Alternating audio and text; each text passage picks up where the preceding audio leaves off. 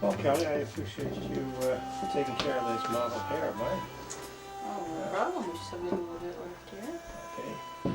Finally, Samantha was having something done about her hair. She had Kelly Rashandra take the scissors to that unmanageable black mop. After coming clean about her connection to the monk, Samantha wanted to show Freddie that she was ready for a change in more ways than one.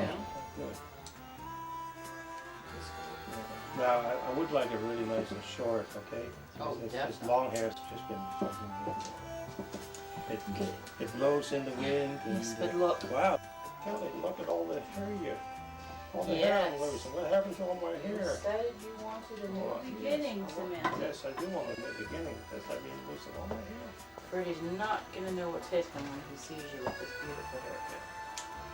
He's going to look at it and go, oh my goodness. We're supposed to be meeting by the waterfront. Your hair is supposed to go done. Let's put hairspray in it. Okay. Not to leave. Yes, Freddie and Samantha had arranged to meet on the beach later that day. But first, Freddie Van Dyke had another important meeting to take care of with Henri Duvalier. Henri, sir. You got my telephone call? I did? Yeah.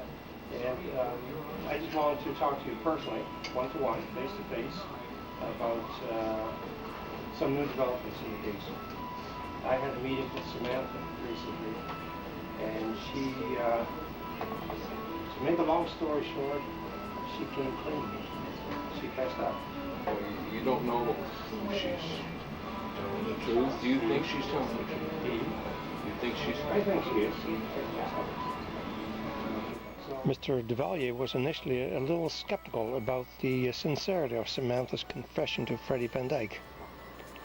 Freddie, however, assured Henri Duvalier that Samantha had turned the page and legitimately and sincerely wanted a fresh start. Mr. Duvalier agreed to back off from investigating Samantha and stated that he would send his report to Mr. Bishop. Okay, great. Now it was off to the beach for Freddie for his rendezvous with Samantha. She had been relaxing at the waterfront watching the boats while wondering and daydreaming about her future. Realizing that it was time to get to the beach, she got into her rented car and drove to where she was supposed to meet up with Freddie Van Dyke on the beach of Zandvoort, which was about half an hour by car from Amsterdam.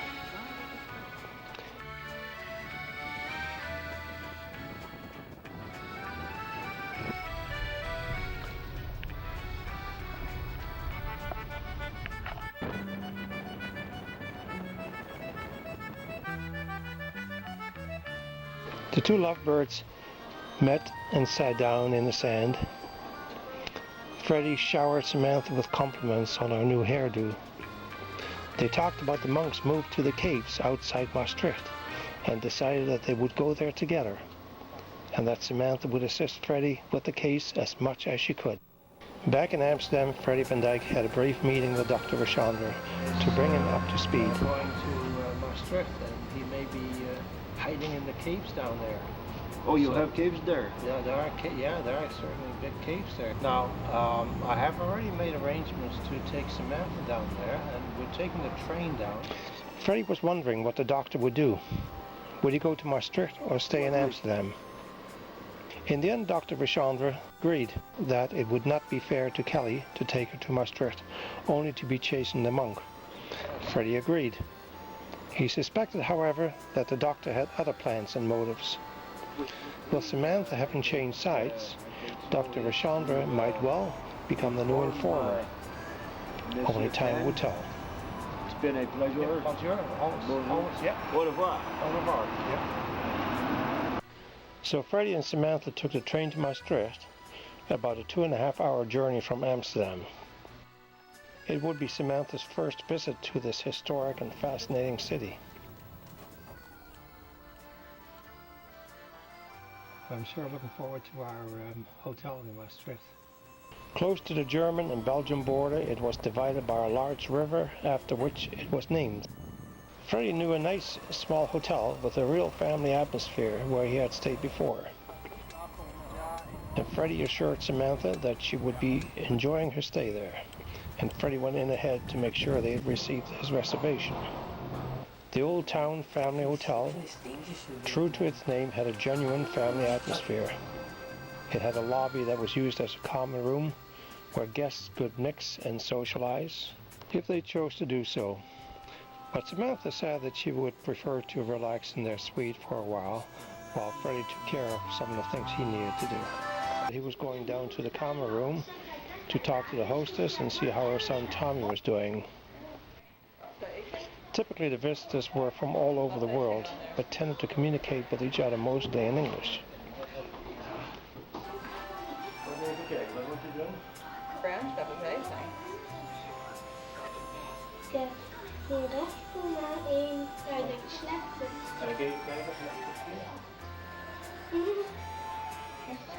When he got there, Tommy was doing his homework but having a bit of a problem with his school assignment. So Freddie tried to help him out a bit.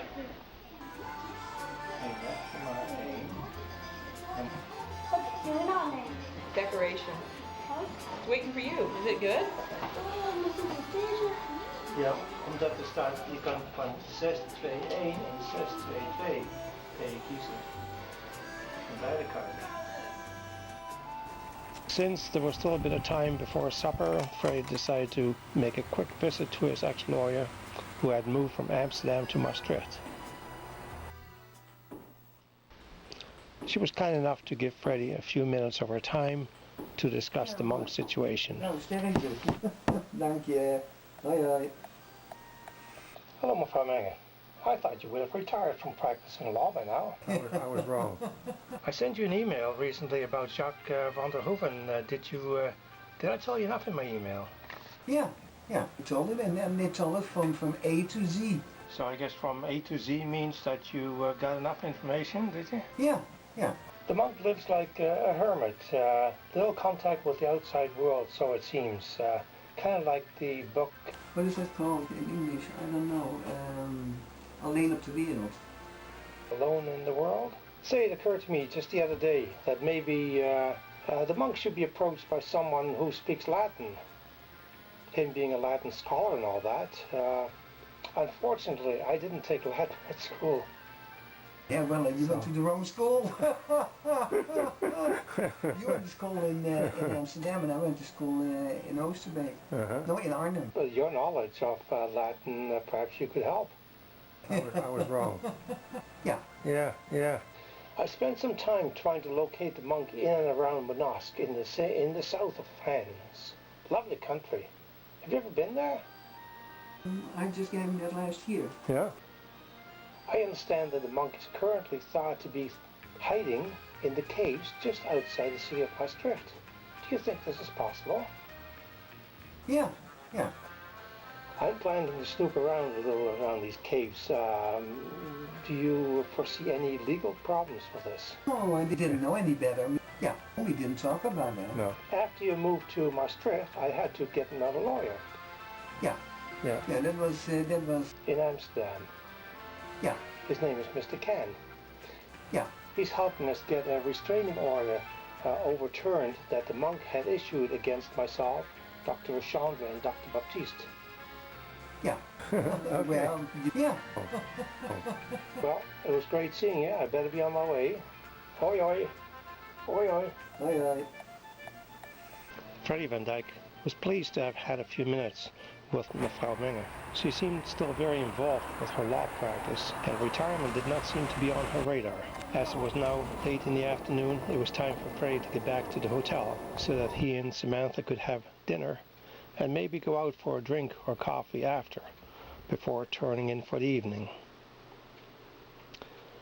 The next day, Freddie had hoped to be able to take a look at those caves and see if there might be a way in. He got to the caves nice and early, hoping to beat the rush hour country morning traffic. But alas, that was not to be the case. Just as he had thought of making his way across a private meadow, a farmer with a few horses arrived.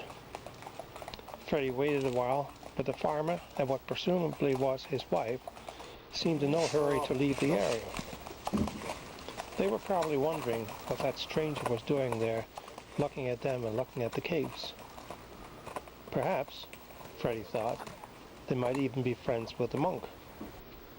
It was with some reluctance and disappointment that Freddy aborted the idea of snooping around the caves.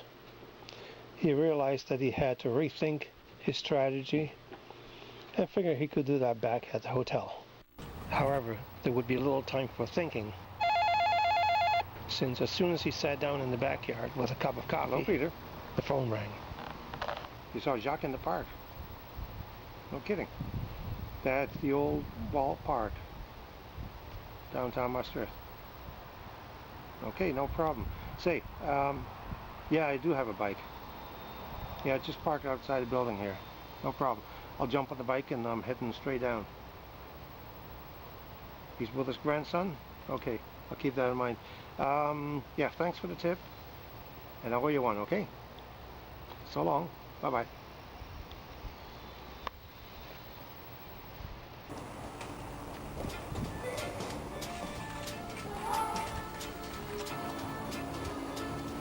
Fortunately, Freddy happened to know a shortcut to the park, and away he went. He paddled and paddled his bike over cobblestone streets, passing sidewalk cafes that almost cried out to him to get off his bike and take a coffee break. But Freddy, the determined investigator that he was, the one whose motto was, work before pleasure, and who lived by the philosophy that coffee breaks should never come first in one's life, rode on as he had a job to do. He wondered, however, why his shortcut was taking so long. Could he have forgotten the route? Did he take a wrong turn somewhere as he was eyeing and envying the people sitting in their cafes, drinking delicious cups of coffee? It was enough to make his mouth water. But on he rode like a brave warrior. He knew that he had to be getting close to the park. While he was riding, he remembered sitting in the back of his father's car, going to see the grandparents in the northern part of Holland, and saying, "Are we there yet?" Now, an aging silver-haired investigator, riding a bicycle through cobblestone streets in the city of Maastricht, was asking himself the same question. Are we there yet? He was starting to get the sense that his shortcut had turned into a long way around cut. It almost seemed that he was going in circles. He was getting to see lots of downtown Maastricht, but his mouth was getting drier by the minute, and those sidewalk cafes looked so very, very inviting. But on he rode. His strong, intuitive sense told him that he was getting nearer to what somehow felt like an appointment with destiny. Since the ride was taking a little longer than he had counted on, Freddy was starting to get worried about the monk still being in the park. And then again, what would he actually do when he got there and saw the monk? But fearless Freddy cycled on. Finally he reached the park. He looked all around while he was riding, and then he spotted the monk standing on the bridge with what presumably was his grandson. Freddy decided he was going to try to sneak up on him, but unfortunately the monk spotted him. Freddy van Dijk made a quick decision to ride on, to approach the monk from a different direction. Arne and Jacques say that Freddy van Dijk is still after me. I'm in the park with my grandson. He just cycled right by and looked right at me. He seems to be heading for the Maas River. Catch up with him if you can and rough him up a little bit with my compliments. Maybe that'll keep him away. As soon as he spotted Freddy, the monk quickly made plans of his own, phoned one of his goons and told him to teach Freddy a lesson he wouldn't forget. His gut told him that something was up. It made him look over his shoulder. He saw a man riding a bike not far behind him. Each time Freddy looked, the fellow was getting closer. He tried to cycle faster, but the follower was gaining ground. And then it happened.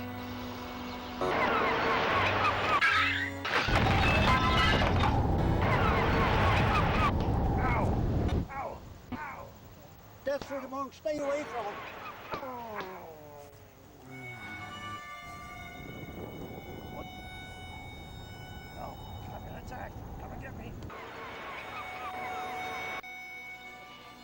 Hello, Freddy? Is that you? You've been hurt? You're in the park near the water. I'll be right out. I'll try and find you, okay?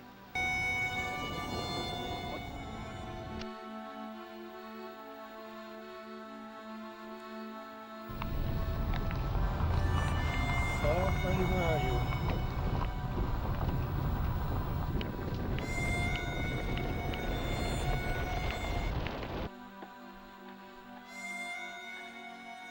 Oh, Freddy. I wonder if you're in the hospital already.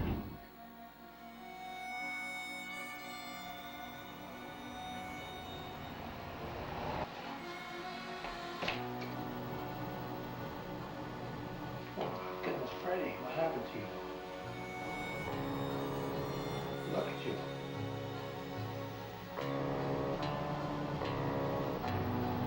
Shaking, tremors. And the nurse said you would be good as new, 2 minutes.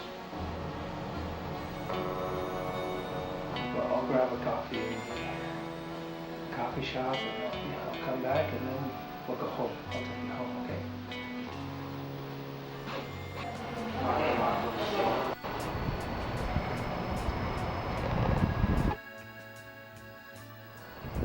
Freddy, what are we going to do with you? You want to see what it looks like? Here, and as the nurse said, you do bounce back quickly. That took you all 2 minutes, didn't it? That's amazing. You want to see what it looks like? But at least we got you out of here. You want to see what it looks like? I got such a shock when I found you in that hospital bed. You want to see what it looks like? You really looked like you were in a coma. It was awful. I got beaten up pretty badly. Thank goodness Samantha thought he can't say something other than, we'll see what it looks like. The attack on Freddy Van Dyke that landed him in the hospital made him reevaluate his options. The fact was that he and Samantha were in Maastricht. Dr. Richandre and Dr. Baptiste were in Amsterdam, and Mr. Duvalier was in Texas. In other words, he was on his own. Trying to find the monk in the caves had turned out to be a waste of time. Even if he had located the monk there, he probably wouldn't have gotten any further than he had thus far. This led Freddy to reconsider the need to make use of Dr. Baptiste's ley lines theories. Dr. Baptiste had done some more calculations and had telephoned Freddy with the results. He pointed out that the monk had appeared in MANOSQUE and Marseille, and that Freddy was now in Maastricht, a city starting with the letters M and A. Dr. Baptiste also concluded that there was a very old Catholic church downtown Maastricht, built in the 14th century, which happened to be at the point of intersection certain ley lines where the energy vibrations were extremely strong. Armed with this information, Freddy decided that a last-ditch effort needed to be made to confront and bring down the monk in this church, should he appear there. This time he would have to rely on certain ancient metaphysical techniques that he had learned when he was in his 20s. Without Dr. Baptiste there to assist him, he knew that for his own safety and that of Samantha's, he could not delay taking action. He made the decision to go to the church Sunday morning alone. He told Samantha what he was doing. Freddy Van Dyke started with deep meditation, followed by psychic cleaning and psychic protection. He figured that the only way to bring down the monk was by power. Not physical power, but psychic power. Since the visions of the monk were not always seen by everyone, he concluded that the monk was playing a kind of psychic mind game. In other words, he could transmit an image of himself to another human being just by the strength of his own will. Freddy was going to mentally confront the monk should he make his appearance and challenge him to a showdown. He would ignore the monk's plea to leave him alone. After some reflective prayers and recalling the experiences of MANOSQUE and Marseille, Freddy readied himself and waited. that this was going to be a psychic battle, a battle of nerves, mental strength. As Mass was ending, he could sense again that something larger than life was about to happen. So he waited, but this time not in vain. There was Jap the monk again. Leave me alone. Leave me alone. Leave me alone. Leave me alone. Leave me alone. Leave me alone. Focused, Freddy. Concentrate. Use all of you. He did it, finally. This time the spirit of the monk flew away, never to return. It had taken a lot of his energy, especially his psychic energy. He wanted to rush back to the hotel and deliver the good news to Samantha. But there was something he needed to do first.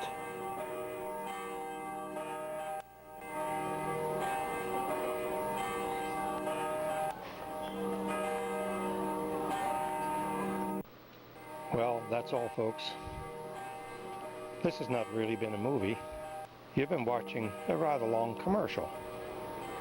Remember, if you want to stay energized and relaxed like Freddie Van Dyke all at the same time, then be sure to have a cup of the finest blended coffee on this planet. Van Dyke's Choice Gourmet Coffee.